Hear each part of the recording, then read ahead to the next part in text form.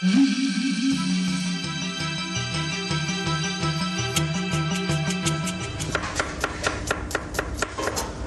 j'aime bien les trucs anciens en fait. Il y a beaucoup de jeunesse dans votre cuisine là. Il y a beaucoup de jeunesse, effectivement, ouais. Enfin c'est des garçons et des filles qui sont certains avec moi depuis 3 ans, 3-4 ans, 5 ans pour certains, d'autres plus récemment. Voilà, donc là, on a fait revenir un petit peu les sucres. Là, on a du vin blanc. Bon, on ne le voit pas, mais il y a du vin blanc. On a déjà de bonnes odeurs. Je vais y mettre un peu de citron. Dans tous les plats, ce qui est important, c'est l'équilibre. Alors là, on a pratiquement notre fond de sauce. On va le passer. Ensuite, on donnera l'équilibre avec l'huile d'amande, qui va donner de la douceur. Ça va donner la douceur et de la longueur en bouche. Donc là, on va laisser réduire un peu. Je vais quand même vous faire goûter déjà. Et après, vous goûterez la différence peut-être qu'il y a entre les deux. Merci. Elle me chouchoute un peu quand même, Lily. Bon. Très bon. Le mélange de vin blanc et citron, là, voilà, c'est vin blanc, citron. Et après, avec l'huile d'amande, ça va donner vraiment quelque chose d'une autre dimension. On va voir ça. Voilà. Alors pour le poisson, on va voir la poisson. Donc si vous avez un poissonnier sympa, il va vous lever le filet de poisson, il va vous lever le filet Il va faire d'omble. une belle partie en du fait, travail. voilà, il va déjà faire ça, qui est assez technique, assez pointu. Les darnes que je réalise, parce que tout ce qui est chute de poisson, je le récupère. Et j'en fais ensuite une mousseline. Et on va cuire ça à 85 degrés, environ 25 minutes. Il va être interne. Alors, alors vous, si vous avez un four vapeur, voilà. C'est bien. Pendant combien de temps on a dit 20 minutes 25 minutes environ, ouais, c'est suffisant. Four vapeur, si vous n'avez pas four vapeur, vous le faites cuire là, dans un soucier tout simplement. Vous le mettez sur l'eau. Pareil, là, il ne faut pas que l'eau boue. Quand on fait des cuissons vapeur, vous devez avoir environ 75-80 degrés, pas plus. Sinon, vous agressez le poisson et vous arrivez à avoir des choses trop sèches et trop dures. D'accord. Ça se passe lentement. Absolument. Donc là, on va y mettre Là, vous mettez les chutes de poisson que vous avez Ensuite, vous y mettez votre blanc d'œuf. Il faut mettre environ un blanc d'œuf pour 200 g de chair. Pas de problème.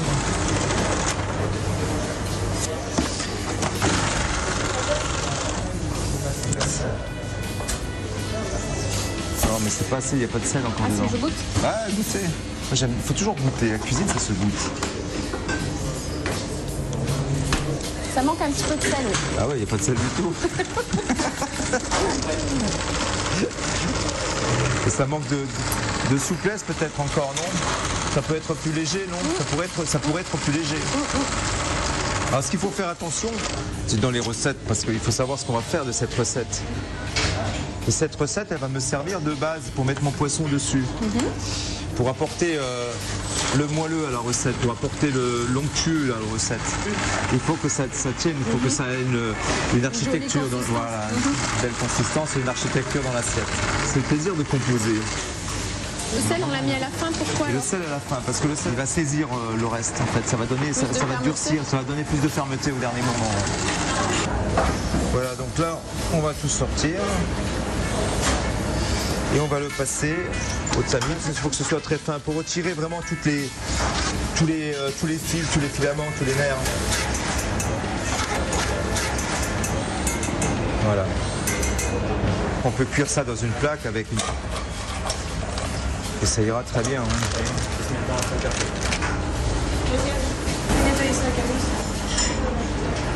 Bon. On va faire des rouleaux.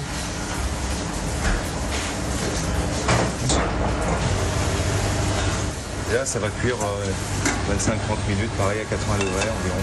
Bon. Alors, qu'est-ce qu'on va faire pendant ce temps? Donc, pendant ce temps-là, on va faire la crème de chou-fleur. C'est l'accompagnement en fait, le chou-fleur. C'est l'élément principal en légumes.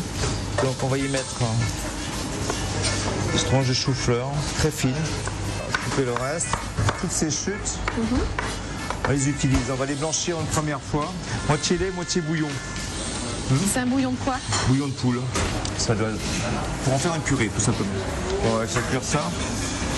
Alors, la suite. Une fois que le poisson est cuit, il va falloir le condimenter légèrement avec du citron confit.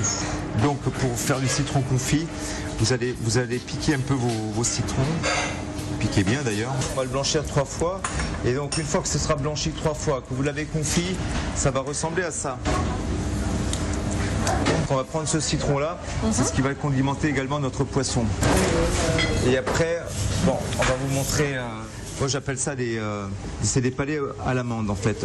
C'est la poudre d'amande qui nous remplace en maximum, qui nous remplace la farine. Donc on a quelque chose de très, très léger. On peut faire ça avec de la pâte brisée, éventuellement très très fine, cuit d'avance. Ça c'était notre crème de chou-fleur. On a légèrement collé à ce qu'on appelle l'agar-agar. Alors pourquoi de l'agar-agar ? Pourquoi pas la gélatine ? Parce qu'en fait avec l'agar-agar, je peux chauffer jusqu'à 70 degrés sans que le chou-fleur se dénature. Voilà. Là-dessus, on y ajoute notre mousseline qui est cuite. Voilà, donc ensuite on dresse tout simplement. Ça va nous servir de fond en fait pour mettre l'assiette. Notre poisson qu'on a mis au four, il faudra simplement lui enlever la peau ensuite. Donc on le déshabille. Voilà, vous le déshabillez tranquillement. Ensuite, donc on va poser notre chou-fleur qui a été blanchi. Voilà. On va poser. Le poisson, on va l'assaisonner avec notre jus de citron confit. Vous les mixez, ça vous donne ça. Si jamais il y a trop d'amertume, on peut prendre un peu de sirop, le rajouter et continuer à mixer. Donc là, voilà pour condimenter un peu. Alors c'est bête, citron, ça c'est les petits cubes de pain grillé, des sommités de chou-fleur. On fait un petit mix de tout ça. Voilà, il y a de l'acidité, il y a du légume. On va mettre un peu d'amande. Voilà. Et là, je vais prendre de l'huile d'amande. De l'huile d'amande et on va rajouter un petit peu de condiment. Ça dénature pas du tout le plat.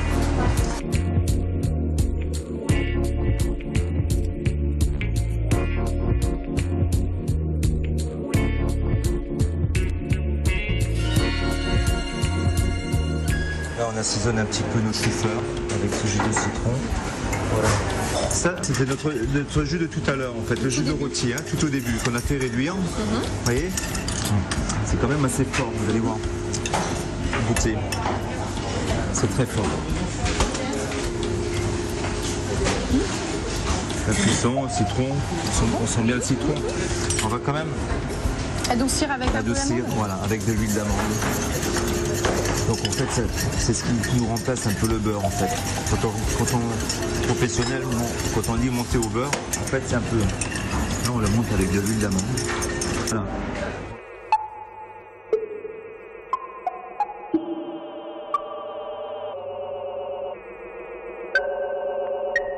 Alors là on a le poisson, on a le légume. Et là maintenant ce qui va me manquer un petit peu c'est j'ai toujours besoin d'un petit féculent, donc pommes de terre, pâtes, quelque chose qui soit un peu plus consistant. Et là donc pour ces fêtes, tout simplement, on a une recette de blinis avec la levure, etc. À la place de la bière, on y met donc de l'huile d'olive et un peu de beurre. Voilà.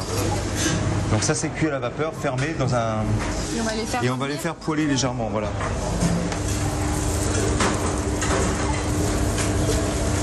Ce côté fermentation qui vraiment me plaît beaucoup. Vous sentez le côté levure, non? On le sent, oui. Si, j'ai un très bon nez, ne riez pas. Le caviar Sturia, ouais, magnifique. Alors on va déposer délicatement. Là c'est du travail d'orfèvre. C'est vrai. Et ça on peut le faire à l'avance. On peut le conserver au frais. Absolument. Et on va mettre quelques fleurs d'huître, c'est très joli. En plus j'aime bien moi tout ce qui est bleu, tout ce qui est couleur bleue. Je peux goûter alors? Bien sûr, ça se mange. Oui, ça a vraiment le goût d'huître, c'est énorme. Très bon. Mais oui. Voilà, très joli. Et donc là on va mettre ça vers le poisson. Là, et voilà. Et là on finalise notre plat. Magnifique. Du coup on apporte de la couleur. Mais c'est surtout très bon. Et très technique, on l'a vu. Hein. C'est très technique. Faut être un vrai chef, un artiste pour faire ça. Je pense que les gens qui viennent chez nous, il y a le côté cuisine simple, très bonne, efficace. J'ai envie de donner un peu plus, moi, à mes clients. On y met des condiments, la mousseline dessous, qui donne de la souplesse au plat, qui donne de l'onctuosité. La croustille de biscuit vapeur avec le caviar ne dénature pas le caviar. Enfin, il y a une belle osmose là-dedans. Et après, le jus de rôti qui est simplement là pour finaliser la chanson, quoi. Pour la musique en bouche, en fait, peut-être. C'est de l'art. On a besoin d'avoir des gens de talent autour de soi. Et que voilà, c'est pour ça qu'on vient nous trouver dans des maisons comme les nôtres. Voilà. Merci beaucoup. On vous souhaite de bonnes fêtes à nos téléspectateurs, n'est-ce pas? Absolument, bonne fête à tous. Et venez chez Michel Kayser, vous verrez, vous ne serez pas déçus. Si vous n'arrivez pas à faire la recette à l'identique, il faut effectivement une bonne dose de savoir-faire. Rendez-vous au restaurant Alexandre, 2 étoiles Michelin depuis 2007. C'est ici un régal pour les yeux et les papilles. La délicatesse et la qualité des préparations vous laisseront baba des mois.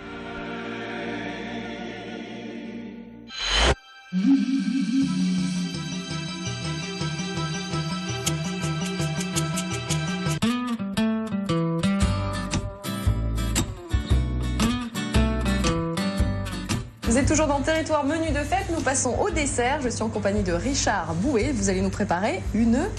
Alors, on va vous préparer une bûche, effectivement, la bûche gardoise millésime 2012, qui est mise au point et qui a été contactée avec les collègues pâtissiers du Gard, de l'Union syndicale des maîtres artisans pâtissiers du Gard.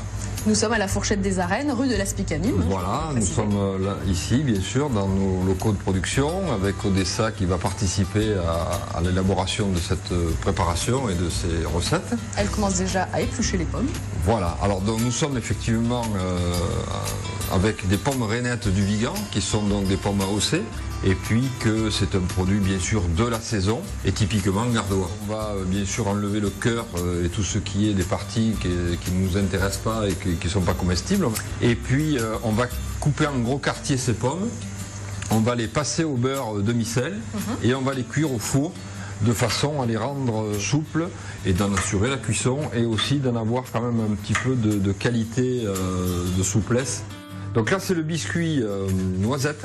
Dans le biscuit noisette c'est pas très compliqué, hein. C'est on clarifie les œufs, donc les jaunes d'un côté, les blancs de l'autre. Ensuite on blanchit les jaunes avec une partie du sucre. De l'autre côté on va monter les blancs d'œufs en neige avec l'autre partie du sucre.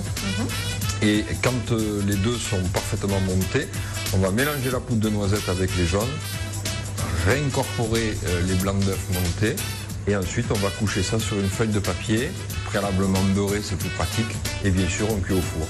En parallèle de tout ça, on monte la crème fouettée pour mélanger aux différentes autres préparations.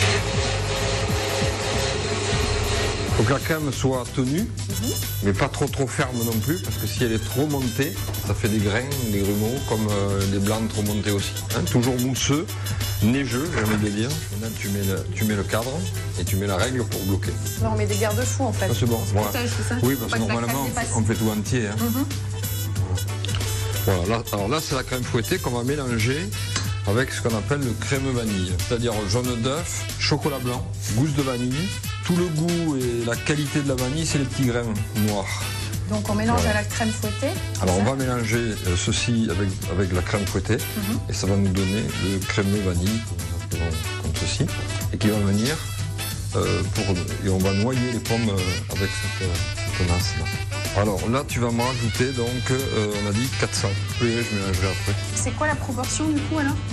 Pour la crème que vous avez battue, vous mettez quand même... Alors c'est 2 tiers à peu près, hein. C'est 1 tiers d'appareil, chocolat blanc, et œufs, etc. Et 2 tiers de crème fouettée. D'accord. Hop, c'est bon.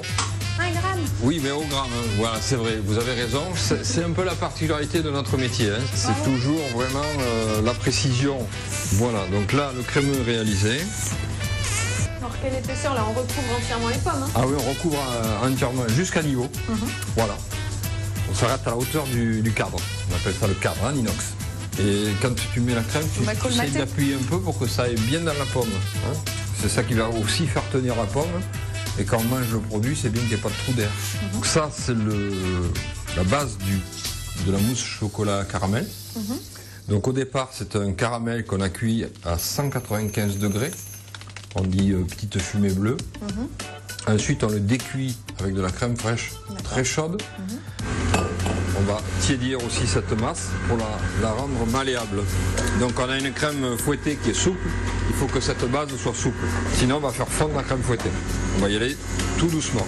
Voilà, vous voyez, on a quelque chose de souple. Alors là pareil, vous pouvez sentir.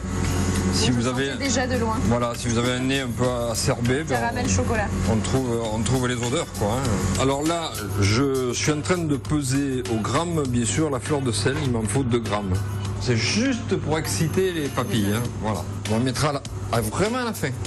Alors là, on mélange au chocolat, caramel et crème chauffée pour décuire le caramel. La crème fouettée pour rendre cette masse un peu plus légère. On va incorporer la fleur de sel à cet instant où j'ai presque fini le mélange. Précisément à cet instant. Oui, quand on voit que la couleur uniforme commence à arriver, on met la fleur de sel le plus réparpillée possible. Alors pourquoi cet instant? Bien parce que c'est la finition du mélange et que là on a incorporé des cristaux qui vont rester dans l'état de cristaux. Et maintenant on va mettre la crème chocolat à l'intérieur de la gouttière, ça s'appelle comme ça. Alors, vous voyez qu'il faut essayer d'aller assez vite aussi parce que vous voyez maintenant la crème, comme elle se fige.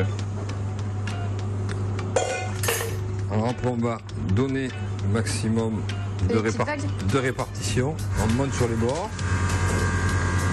Et donc là, on va installer le crémeux. Donc il est resté au frais combien de temps?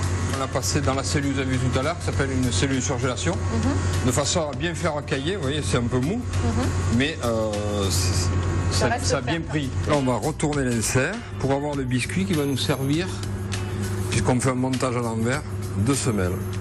Voilà. Il faut tasser un petit peu quand même pour que la mousse... Ah oui, pour essayer d'avoir effectivement, si on ne peut pas trop le retourner, mais il faut que la partie bien sûr arrondie soit bien lisse. Et après on en fait quoi alors de cette préparation? Alors ceci, on va bien sûr le passer en cellule au refroidissement rapide.